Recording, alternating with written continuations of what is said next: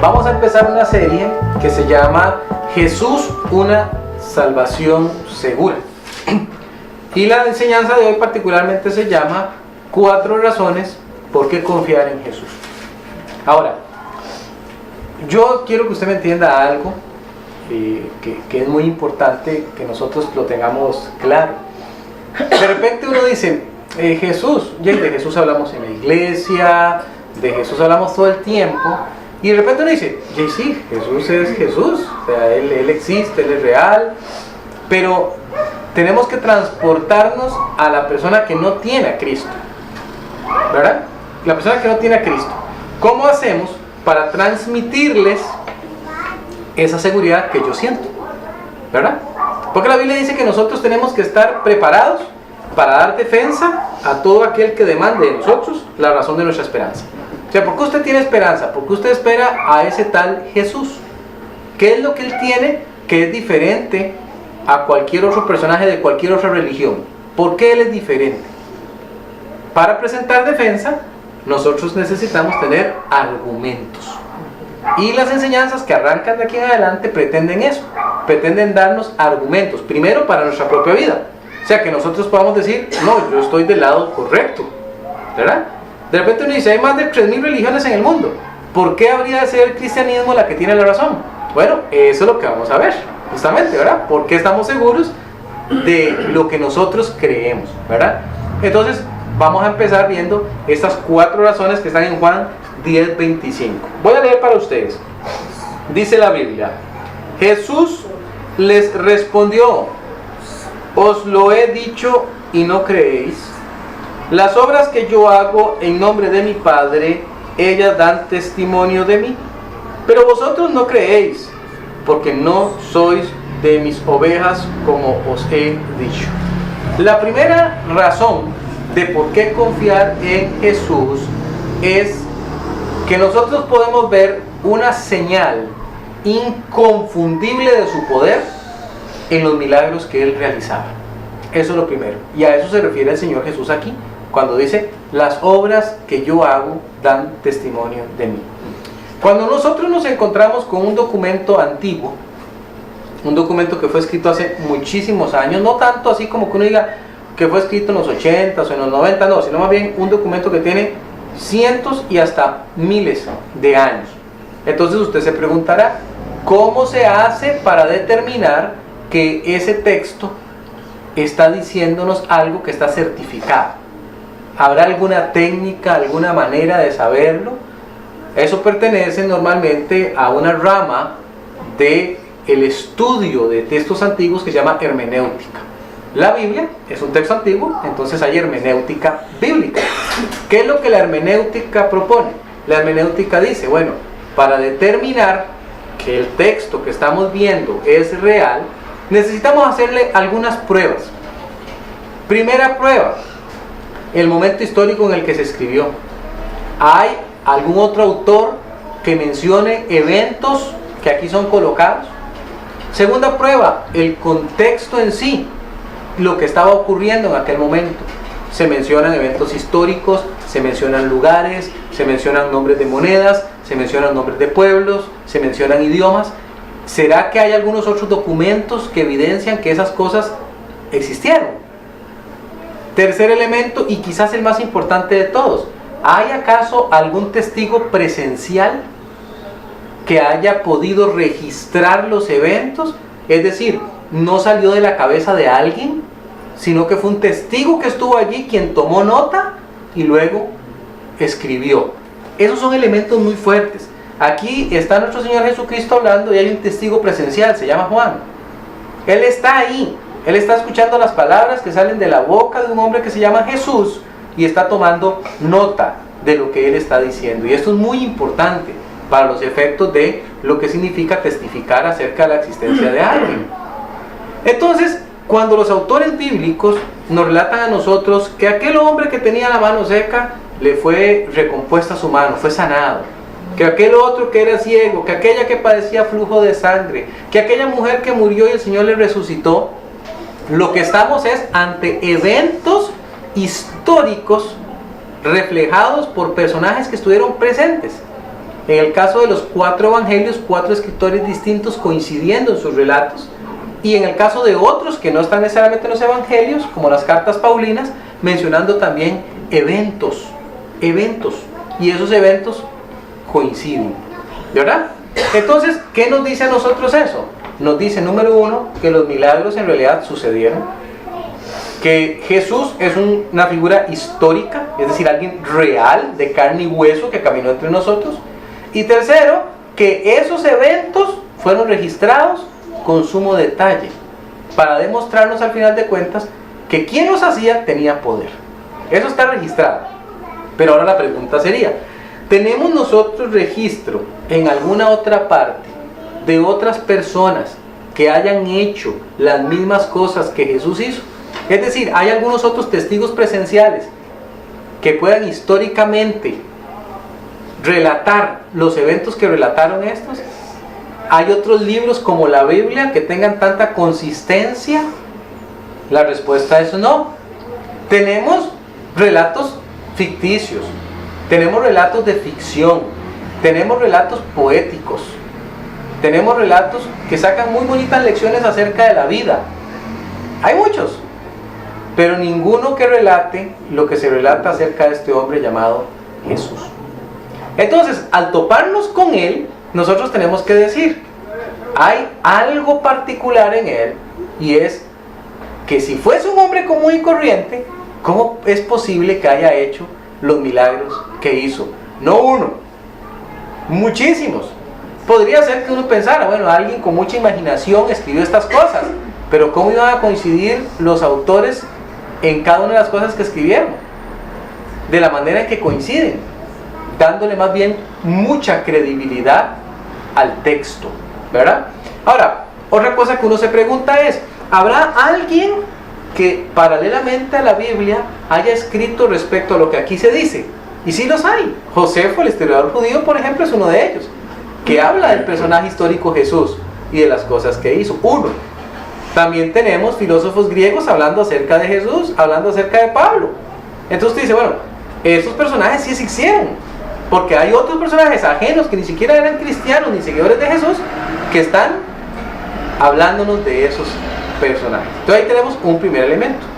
Pero alguien que me lea también el versículo 27 y el 28, que aquí viene nuestra segunda señal.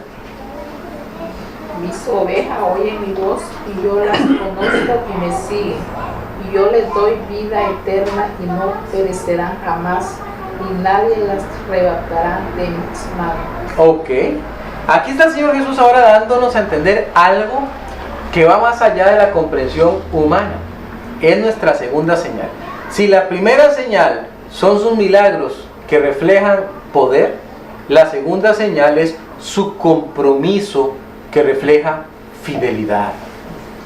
Fidelidad. No se ha escuchado decir de otro personaje que prometa algo como lo que este personaje está prometiendo.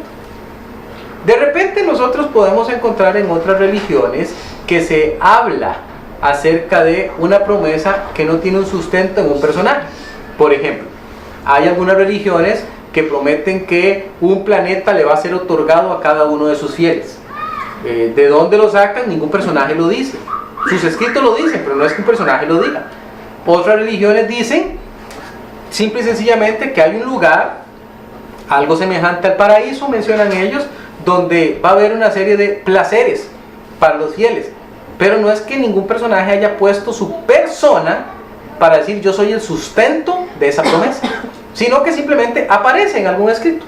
Como que yo hoy decidiera decir a todos los que son cristianos sepan y entiendan que el día de mañana van a tener tal cosa. Y usted dice, bueno, ¿quién es el soporte de esa promesa? Y bueno, yo escuché que don Ronnie la dijo, pero no escuché que él esté poniendo su persona para decir, le pongo la firma, le pongo el sello que eso va a ser así. ¿Verdad? En el caso del Señor Jesús, Él se antepone y Él dice, las ovejas, que son aquellas personas que creen en mí, es como que estuvieran en mi mano. Escuche lo que significa eso. Alguien podría pensar, pero usted es un ser humano igual que el resto. ¿Cómo podría usted decir que están todas en su mano si usted es un ser humano que va a morir igual que el resto? Entonces, esas promesas no tendrían ningún sustento, a menos que usted lograse vencer a la muerte, a menos que existiesen testigos, como vamos a ver en otras lecciones más adelante, de que usted resucitó entre los muertos. Y entonces usted ya ha logrado algo que nadie más logró: volver a la vida. Si yo le voy a prometer a la gente resurrección, es porque yo mismo resucité. Si no, ¿cómo podría prometer algo que yo no puedo hacer? O sea, de repente yo puedo ir y caminar entre los cementerios de este mundo y me encuentro algunos personajes que algunos adoran. Y ahí está la tumba. Yo leo, vivió de tal fecha a tal fecha. Y si abriéramos, encontramos sus restos ahí. Por ahí hay algunos lugares en que tienen el dedo de alguien y la mano de no sé quién. Y entonces encontramos que esas personas preservan algún elemento de quien consideran es la persona que representó mejor a su fe, a su religión. En el caso del Señor Jesús no, ven por qué Él es diferente. Él dice: yo voy a establecer un compromiso con ustedes, y el escritor Juan está poniendo atención para no tomar nota, y el compromiso que él dice es: todo aquel que decida creer en mí, sepa que cuando venga a mí, nada le va a poder arrebatar de mi mano. Eso es lo que nosotros llamamos seguridad de salvación. ¿Qué es lo que está diciendo el Señor Jesús? Está diciendo: una vez que usted llegó a mí, es como en el redil de las ovejas. Yo ya le he agregado a mis ovejas, usted vive en mi redil, y no hay fuerza humana ni sobrehumana que le pueda sacar de aquí. Y uno tal vez pudo haber levantado la mano en aquella ocasión y preguntar: ¿y eso por qué? ¿Por qué usted se anima a decir esas cosas? Y él dice: bueno, yo me comprometo, antepongo mi nombre a que eso va a ser así como se lo estoy diciendo. Y de repente la gente se enojaba más, porque vea que en esta porción vamos a notar que la cosa va como en crecimiento, ¿verdad? En crecimiento. Entonces, su compromiso que ejemplifica lealtad. Pero ahora vamos un pasito más allá. Alguien que me lea el 29. Mi Padre que me las dio es mayor que todos, y nadie las puede arrebatar de la mano de mi Padre. Ok. Aquí tenemos la tercera señal. La tercera señal es su esencia, que demuestra superioridad. Su esencia. Es decir, el Señor Jesús está hecho de una materia, por decirlo así, que es inigualable. En otras palabras, si yo de repente dijera: tengo un perro, y alguien me preguntara: ¿cómo es ese perro? Yo diría: bueno, es un perro de tal color, de tal raza, de tal tamaño, y de inmediato yo podría referenciar en mi mente: ah, ya, es un perro de tal tipo. Sería exacto, esa es justamente la raza de perro que yo tengo. Si yo dijera: es que me gustaría comerme un postre que tenga estos elementos, de inmediato usted tal vez diría: ah, este postre. Pero cuando hablamos de Jesús, no tenemos contra qué comparar. O sea, nosotros no podemos decir: es como que. No hay cómo compararlo. No tiene principio, no tiene fin. Él ostenta un carácter superior. Por eso dice la Biblia: mi Padre es mayor. Él es mayor que todos. Y yo quiero que usted tome esto muy claro hoy. Si hay algo que es un sello que le da la seguridad al cristiano respecto a su salvación, es que la salvación depende del Padre, que es mayor que todos. Yo creo que usted lo tenga claro, porque eso es esencial. Cuando nosotros decimos: es que yo me he portado mal, entonces sería como decir: mi mal comportamiento está por encima del que es mayor que todos, que fue el que me dio a mí la firma y me dijo que yo era salvo. ¿Cómo es eso?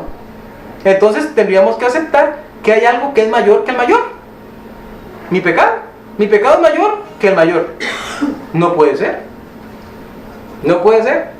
Simple y sencillamente no habría argumento que pueda sostener eso, sino que yo tengo que decir más bien: no, si Dios es mayor que todo y Él ha dicho que en Jesús yo soy salvo, entonces ya no hay nada, como dice Romanos 8, que me pueda separar del amor de Dios. Nada. Ni siquiera mi comportamiento, más bien dicho, jamás su comportamiento, porque su comportamiento siempre va a ser desatinado respecto a lo que Dios espera que sea. Entonces, pretender que mi comportamiento es el que va a decidir si yo soy o no soy de Cristo es un error grave. Recuerde siempre eso. Él es el mayor. Él es el mayor. No hay nada mayor que Él. Y eso nos tiene que dar a nosotros mucha certeza. La esencia de Cristo, la esencia del Padre, nosotros no la podemos entender. Es demasiado amplia, demasiado alta, excesivamente profunda para nosotros. Nos acercamos a Él en fe, creemos en Él y aceptamos que Él es superior. Y esa superioridad es otra razón de por qué tenemos que confiar en Dios por medio de Jesús, ¿verdad? Es superior. Ahora, si decimos que Él es mayor que todos, entonces tenemos que aceptar también que es mayor de todos los que existieron antes, los que existen ahora y los que existirán después. ¿Cierto? Se ha levantado un gran profeta en X religión. ¿Es Dios mayor que él? En efecto, es mayor que él. Se ha levantado tal nueva religión. ¿Será Dios mayor que esa religión? Es mayor que esa religión. Ese era el gran error de los egipcios. Confiar en que habían dioses particulares que controlaban ciertas cosas. Y luego aparece el Dios de los hebreos, Jehová. Y Jehová derrota a todos sus dioses. No hay ni uno de ellos que quede en pie. ¿Y qué es lo que estaban demostrando? Yo soy superior. No soy parte de esos dioses falsos. Soy el Dios único y verdadero. Por eso es que nosotros tenemos seguridad. Sí, mi hermano. Un enemigo que es hacerle ver que pueden ahorrar sus cosas y ahorrar sus dioses, otras maneras de sentir fuera de Cristo. A veces la manera de meterle la duda. Claro.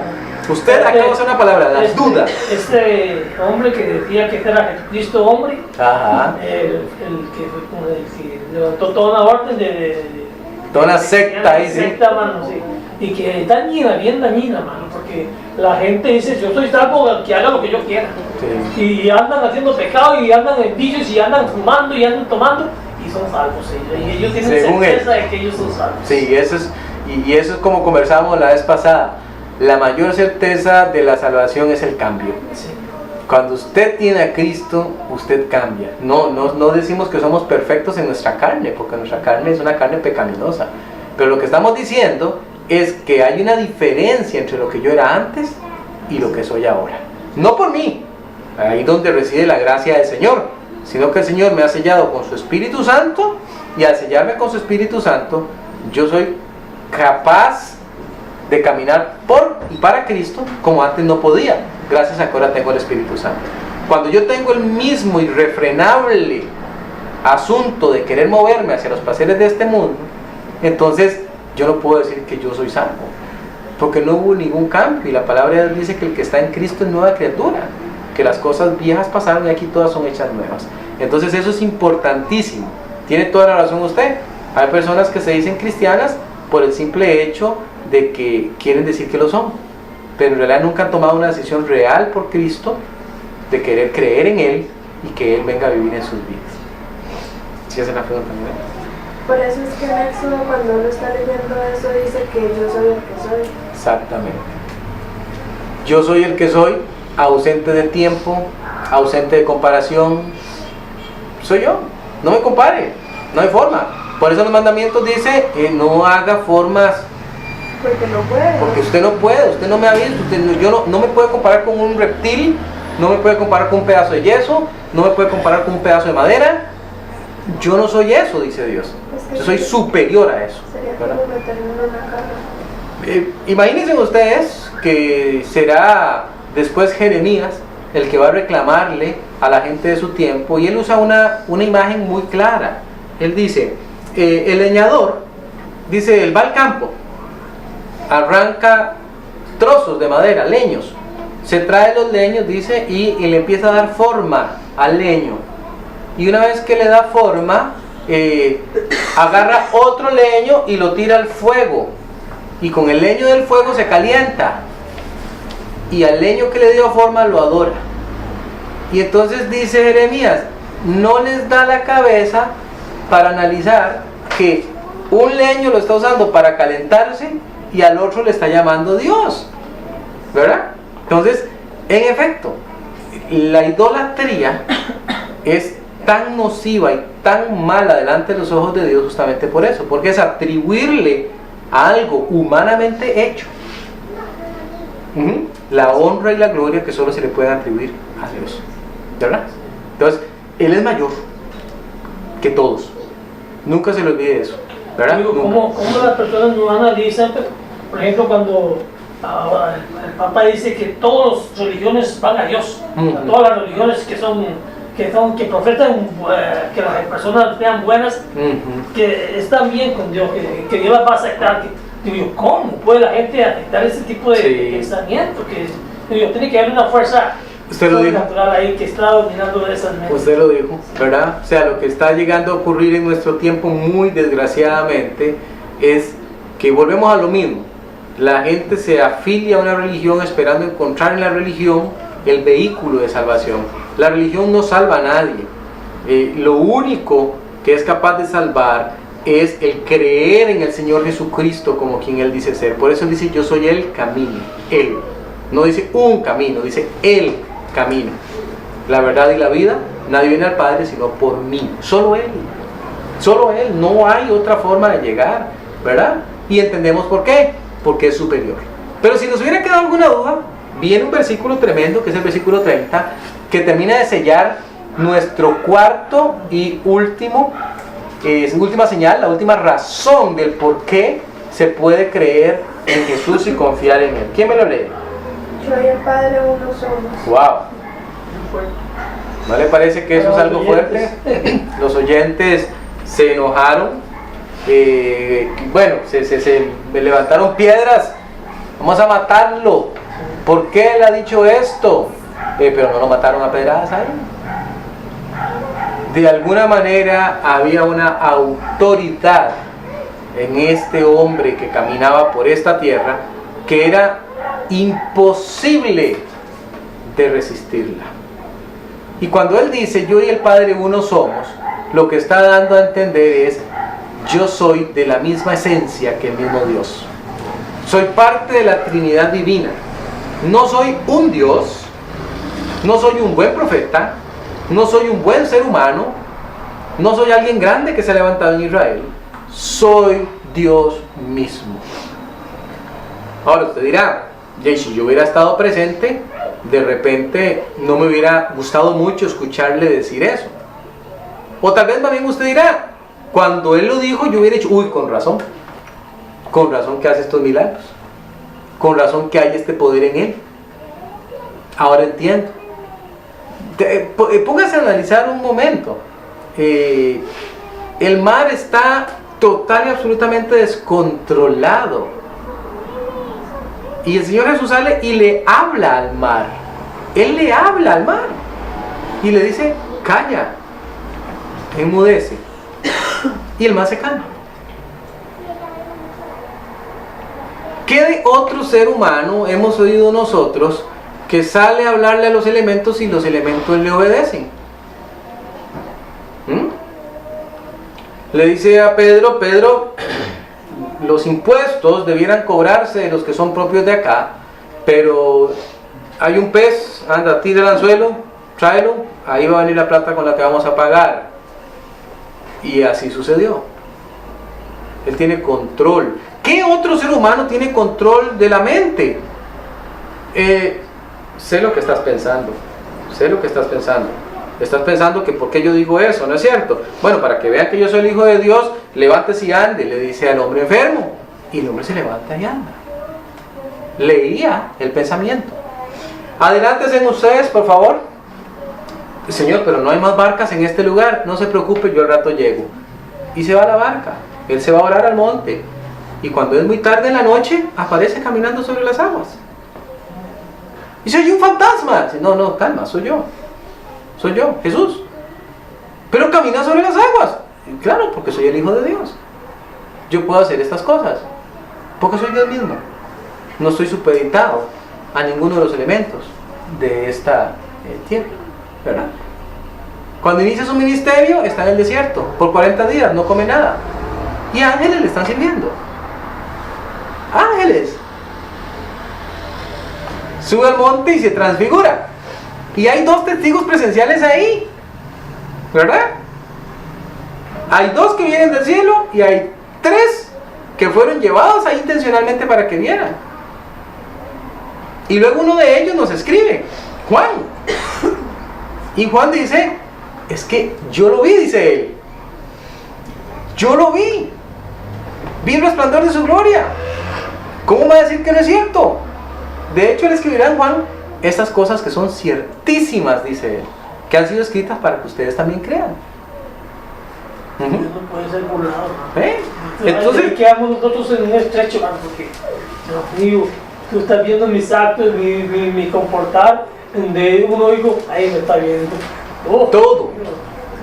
Entonces, ¿cómo es que un hombre, alguien va a escribir tanto de ese mismo hombre? Diferentes autores impactados por sus actos, y nosotros vamos a atrever a decirnos, todo fue inventado. Pero ni la imaginación más fértil logra semejantes historias. Y es que no solo Entonces, la Biblia, sino también fuera de la Biblia. Fuera de la Biblia. Exacto, porque como decía usted, no... Sí, hay libros que la gente ha escrito, de religiones y todo eso, pero no hay gente que haya escrito paralelamente en la misma época, fuera de ese libro religioso, que corrobore que todo eso pasó, pero con la Biblia sí pasa. Se corrobora, se ve. Históricamente ¿verdad? también, ¿no? Históricamente está ahí. Entonces, nosotros tenemos que decir, definitivamente, es Cristo un personaje histórico que es muchísimo más que tan solo un hombre. Por eso, cuando usted de alguna religión le dice que Jesús es un buen hombre, siempre refute eso. Por ahí anda una religión que dice, Él es un buen hombre. No, Él no es un buen hombre, Él es Dios. Él es Dios. Él es un buen profeta. No, momento. Él es Dios. Dios, Yahvé, Jehová. Él mismo. En Él habita la deidad misma. Entonces, por eso decir yo, el Padre uno somos. Su esencia es divina. Es una razón más para confiar en Él, ¿verdad? Entonces hemos visto esta primera lección el día de hoy, porque me gusta que usted tenga argumentos, que ojalá los marque en su Biblia. Y cuando ¿por qué usted cree en Dios? Déjeme explicarle. Vamos aquí a Juan, aquí tenemos 4 argumentos bien fuertes para que usted crea en Dios. Vamos a ver otros, no crea que estos son los únicos. Esto es una serie de lecciones, vamos a ver más lecciones donde vamos a ver otro montón de argumentos, porque hay un montón validados históricamente que usted le va a dejar con la boca abierta y usted va a decir, de verdad que nuestro Señor ha dado la suficiente evidencia para creer